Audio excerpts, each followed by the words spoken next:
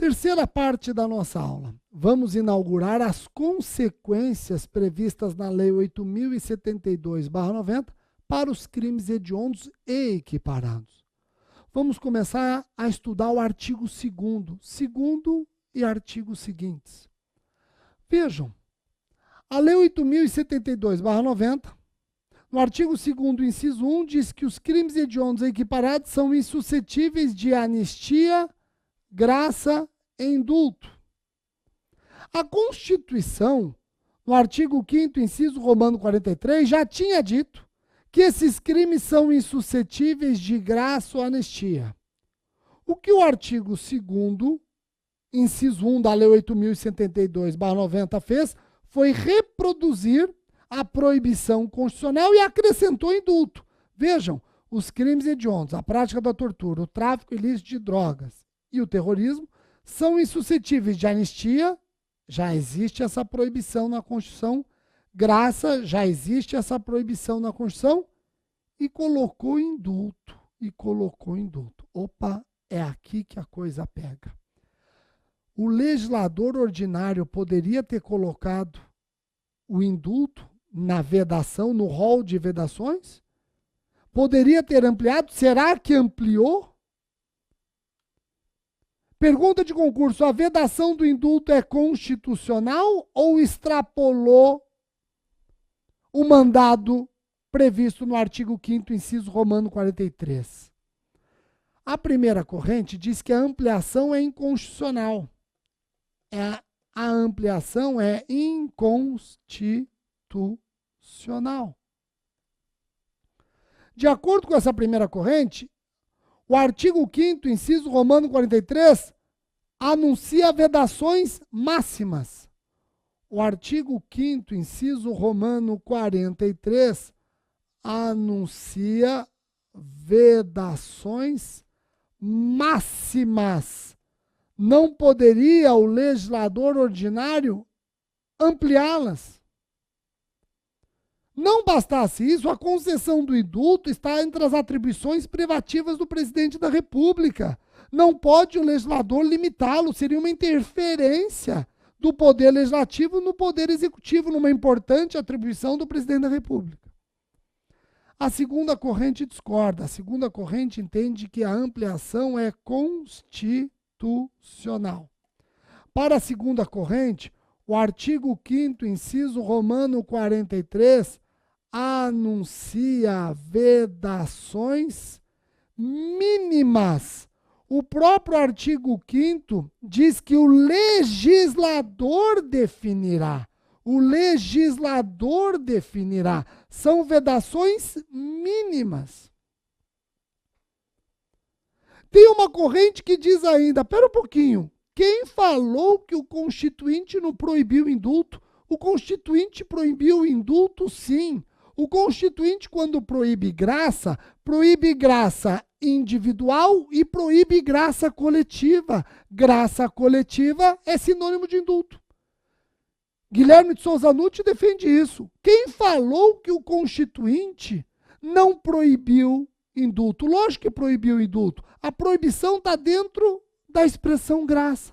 Graça na Constituição está empregada como graça individual e graça coletiva. Abrange graça coletiva, e graça coletiva é sinônimo de indulto. Rogério, qual das duas correntes prevalece? O STF já adotou de maneira copiosa a segunda corrente. A segunda corrente. Pô, Rogério, então para crime hediondo ou equiparado, não cabe anistia, não cabe graça e não cabe indulto. Mas será que não cabe nem mesmo o indulto humanitário? Vamos lembrar que indulto humanitário é aquele concedido por razões de grave deficiência física ou em virtude de debilitado estado de saúde do condenado. O indulto humanitário também não é possível? Pessoal, nós vamos encontrar decisões admitindo. Temos decisões, inclusive do STJ, admitindo. Mas também temos decisões não admitindo. O STF, em 2014, não admitiu indulto humanitário para um condenado por tráfico, sob o argumento de que crime hediondo equiparado é insuscetível de indulto, não importa a espécie, é insuscetível até mesmo do indulto humanitário. Então, essa questão desperta indisfarçável divergência. Essa é a primeira consequência para um crime hediondo equiparado. Ele fica insuscetível de anistia, graça e indulto. Segunda consequência. Esses crimes hediondos e equiparados são insuscetíveis de fiança. Insuscetíveis de fiança. E aqui eu faço questão de lembrar uma importante alteração legislativa. Antes da Lei 11.464 de 2007, a Lei dos Crimes Hediondos vedava fiança e liberdade provisória. Olha que interessante, antes de 2007, a Lei dos Crimes Hediondos vedava fiança e liberdade provisória. E o Supremo não enxergava qualquer inconstitucionalidade na época. Não enxergava qualquer inconstitucionalidade na vedação da liberdade provisória. Editou até uma súmula. Nós tínhamos a súmula 697 que dizia a proibição de liberdade provisória nos processos por crimes hediondos é constitucional, mas não veda o relaxamento da prisão por excesso de prazo. Ou seja, a proibição da liberdade provisória é constitucional, mas se houver excesso de prazo, essa prisão pode ser relaxada. Veio a Lei 11.464 de 2007 e mudou. Passou a vedar somente a fiança. Não fala mais nada sobre vedação de liberdade provisória. Quer dizer que a liberdade provisória, a partir da Lei 11.464, passou a ser possível. Uma primeira corrente defendia que não, que a liberdade provisória continuava proibida. Estava proibida implicitamente na vedação da fiança. Espera um pouquinho. A liberdade provisória estava proibida implicitamente na fiança, mas será que o nosso ordenamento penal e processual penal admite vedação implícita? Pessoal, essa corrente não vingou. Vingou a segunda corrente. A fiança e a liberdade provisória não se confundem. Não se proibindo liberdade provisória, entende-se cabível. Será uma liberdade provisória sem fiança. Tá joia? Essa é a corrente que prevalece. O STF chegou inclusive a decidir que o legislador não pode proibir liberdade provisória. O legislador não analisa caso concreto.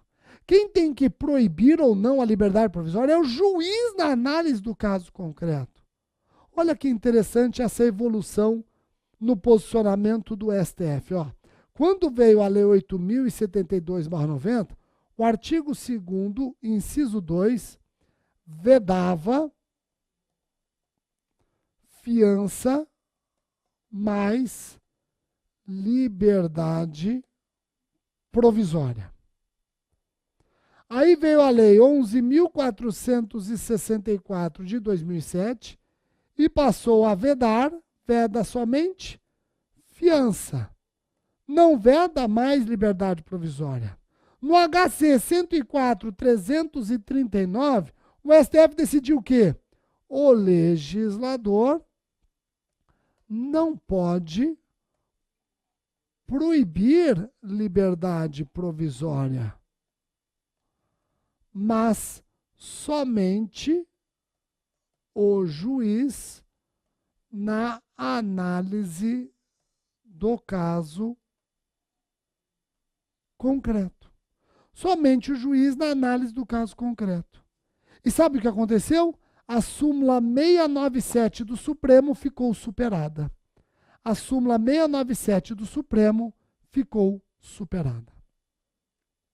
Pessoal, agora vamos falar de regime de cumprimento de pena. Você sabia que a Lei dos Crimes Hediondos nasceu anunciando para os crimes hediondos equiparados um regime integral fechado? Pois é. Aí tivemos uma mudança e agora a lei fala no regime inicial fechado obrigatório. O artigo 2º, parágrafo 1º, diz que a pena por crime previsto neste artigo, crime hediondo ou equiparado, será cumprida inicialmente em regime fechado. Mas olha que interessante. Vamos ver a evolução. E vai ser muito importante essa evolução por conta de vários projetos que estão sendo apresentados no Congresso. Quando nasceu a Lei 8.072/90, ela anunciava o regime integral fechado. E era interessante porque esse regime integral fechado não permitia progressão de regime. Ele cumpria a pena integralmente em regime fechado até ter direito ao livramento condicional. Rogério, nossa, mas que regime drástico. Pois é, o Supremo editou inclusive súmula, a súmula 698, julgando esse regime constitucional. Regime constitucional, pasmem. Pouco tempo depois, o Supremo repensou e num controle difuso abstrativizado, no HC 82959 de São Paulo, o Supremo declarou o regime integral fechado inconstitucional. Nesse HC, o STF declarou o regime integral fechado inconstitucional. Para o Supremo, o regime integral fechado viola o princípio da individualização da pena, da proporcionalidade, da razoabilidade, da dignidade da pessoa humana e por aí vai. O Supremo, ao declarar o regime integral fechado, fez o legislador correr, trabalhar, e o legislador falou, tá bom, Supremo, você acha o regime integral fechado inconstitucional? Então eu vou criar o regime inicial fechado obrigatório. Regime inicial fechado obrigatório. Porém, o Supremo também declarou o regime inicial fechado obrigatório como inconstitucional. O Supremo falou o seguinte, legislador, não é você quem fixa o regime inicial de cumprimento de pena, é o juiz. Você não pode obrigar o juiz a fixar o regime fechado para o início do cumprimento da pena. Não, o juiz vai aquilatar o caso concreto. O regime inicial fechado obrigatório é tão inconstitucional quanto integralmente fechado. Também viola o princípio da individualização da pena. O Supremo decidiu isso no HC 111.840. O STF declarou inconstitucional o regime inicial fechado obrigatório. O Supremo falou, o regime de cumprimento de pena não tem que levar em conta a gravidade abstrato, tem que levar em conta a gravidade em concreto. O Supremo tem duas súmulas nesse sentido. O Supremo tem duas súmulas nesse sentido. O juiz, quando vai fixar o regime inicial para o cumprimento de pena, tem que observar as súmulas 718 e 719. A gravidade abstrata não pode orientar o juiz na fixação do regime inicial, e sim o caso concreto. Pessoal, a partir do momento em que o Supremo passou a admitir a possibilidade de fixação de regime diverso do fechado para os condenados pela prática de crimes hediondos equiparados, o STJ já admitiu regime inicial semiaberto para tráfico de drogas, por exemplo. E eu sei que estão sendo apresentados no Congresso projetos de lei voltando com a história do regime inicial fechado obrigatório. Pessoal, cuidado, o Supremo já se manifestou sobre isso. Aprovar uma lei como essa, nesse aspecto, pode ser um campo fértil para o Supremo amanhã novamente voltar com essa decisão e declarar inconstitucional. Tá? Joia? Rogério, a partir do momento que nós expulsamos do nosso ordenamento o regime integral fechado, crime hediondo pode progredir, não pode? É possível progressão, sim. Porém, uma progressão diferenciada. O artigo 2º, parágrafo 2º da lei anuncia a progressão de regime, no caso dos condenados aos crimes previstos neste artigo, dar-se-á após o cumprimento de 2/5 da pena, se o apenado for primário, de 3/5 reincidente, observado o disposto nos parágrafos 3º e 4º do artigo 112 da LEP. Nós vamos falar desse finalzinho daqui a pouco, foi acrescentado no final de 2018, nós já vamos comentar isso. Percebam, portanto, que a progressão é diferenciada. Rogério, se primário, ele tem que cumprir 2/5 para poder progredir de regime. Se reincidente, ele tem que cumprir 3/5, certo? Certo. Mas ele tem que observar esse patamar diferenciado no fechado para o semiaberto ou também do semiaberto para o aberto. Em todas as progressões, o condenado vai ter que observar esse patamar diferenciado, porque nós sabemos que, em regra, a progressão se dá com o cumprimento de 1/6 da pena. É o que está no 112 da LEP. Aqui a progressão é diferenciada. Uma fração maior tem que cumprir mais tempo para sair do regime mais para o regime menos rigoroso. Essa progressão diferenciada é só a primeira do fechado para o semiaberto ou também do semiaberto para o aberto? O STJ já decidiu isso. O STJ já decidiu que a lei não faz distinção entre a primeira e a segunda progressão. Seja na primeira, seja na segunda, ele vai ter que observar a fração de 2/5 se primário e de 3/5 se reincidente. Joia? Rogério, então ele pode progredir de regime? Pode. Você já sabe que no começo, quando nasceu a Lei 8.072/90, ele não podia. Vejam, quando nasceu a Lei 8.072/90, falava-se em regime integral fechado. Proibia a progressão. Proibia progressão. Foi no HC 82959 de São Paulo que o STF declarou o regime integral fechado inconstitucional. Logo, permitiu progressão. E como não havia patamar diferente, autor de crime hediondo equiparado cumpria só 1/6 da pena. Foi com a Lei 11.464 de 2007 que se previu um patamar de 2/5 para o primário e de 3/5 para o reincidente.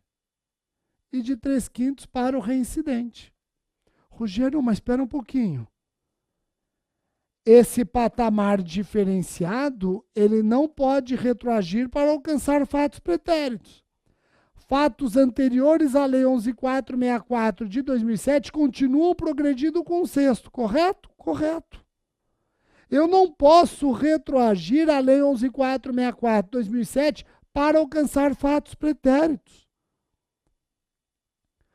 Crimes hediondos equiparados praticados antes da Lei 11.464 de 2007 continuam progredindo com 1/6 da pena.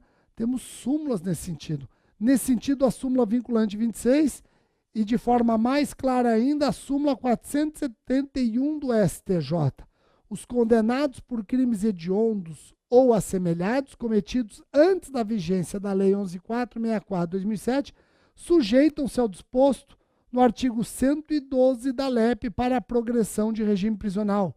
Progridem com 1/6 da pena. Progridem com 1/6 da pena. Olha que interessante. Rogério, eu ouvi dizer que houve mudança no caso de condenada gestante, mãe ou responsável por crianças ou pessoas com deficiência. Sim. A Lei 13.769 de 2018 deu às condenadas gestantes, mães responsáveis por crianças ou pessoas com deficiência uma progressão diferenciada, mais benéfica. Manda aplicar o artigo 112 da LEP. O artigo 112 da LEP, no seu parágrafo 3º, diz que condenada gestante, mãe ou responsável por crianças com deficiência, por exemplo, tem uma progressão bastando o cumprimento de 1/8, desde que preenchidos alguns requisitos. O artigo 112, parágrafo 3º, ele fala que mulher gestante, mãe ou responsável por crianças ou pessoas com deficiência terão progressão diferenciada desde que observados os seguintes requisitos cumulativos: não ter cometido o crime com violência ou grave ameaça à pessoa, não ter cometido o crime contra seu filho ou dependente, ter cumprido ao menos 1/8 da pena no regime anterior, ser primário e ter bom comportamento carcerário, não ter integrado organização criminosa. Preenchidos estes requisitos, a condenada gestante, mãe ou responsável por crianças ou pessoas com deficiência, progride com 1/8 da pena. Se faltar um destes requisitos, aí não progride mais com 1/8. Aí progride com 1/6 em crimes comuns ou 2/5 e 3/5 se tratando de crime hediondo equiparado. Então, repito, preenchidos estes requisitos, a condenada gestante, mãe ou responsável por crianças ou pessoas com deficiência, progride com 1/8. Faltando um destes requisitos, ela progride normalmente como todo outro condenado. 1/6 em se tratando de crime comum ou 2/5 e 3/5 se o crime for hediondo, a depender se primária ou reincidente. Ficou fácil? O artigo 112, parágrafo 4º da LEP, diz que se essa condenada, ao se valer da progressão com 1/8, por exemplo, praticar crime durante a execução, ela vai ter revogado o benefício. E aí a sua progressão vai ser a progressão comum. 1/6 se o crime for comum, 2/5 ou 3/5 se o crime for hediondo ou equiparado, se ela for primária ou reincidente. Tá bom? Pessoal, o artigo 2º, parágrafo 3º da Lei dos Crimes Hediondos fala que, em caso de sentença condenatória, o juiz decidirá fundamentadamente se o réu poderá apelar em liberdade. Quando você lê esse artigo 2º, parágrafo 3º, fica parecendo que o juiz, ao condenar, em regra, não deixa o condenado recorrer em liberdade. Fica parecendo que o recolhimento é praticamente automático. Não. Nós temos que interpretar o artigo 2º, parágrafo 3º da Lei dos Crimes Hediondos conforme a Constituição. Ou seja, réu processado preso recorre preso, salvo se desaparecerem os fundamentos da preventiva. Salvo se desaparecerem os fundamentos da preventiva. Agora, réu processado solto recorre solto, salvo se surgirem fundamentos para a preventiva. Salvo se surgirem fundamentos para a preventiva. Pronto. Esta é a interpretação conforme que se faz do parágrafo 3º do artigo 2º da Lei 8.072/90. O último parágrafo do artigo 2º é o parágrafo 4º, e ele trata da prisão temporária. Prisão temporária em se tratando de crime hediondo equiparado. Eu vou trabalhar esse parágrafo 4º no próximo bloco.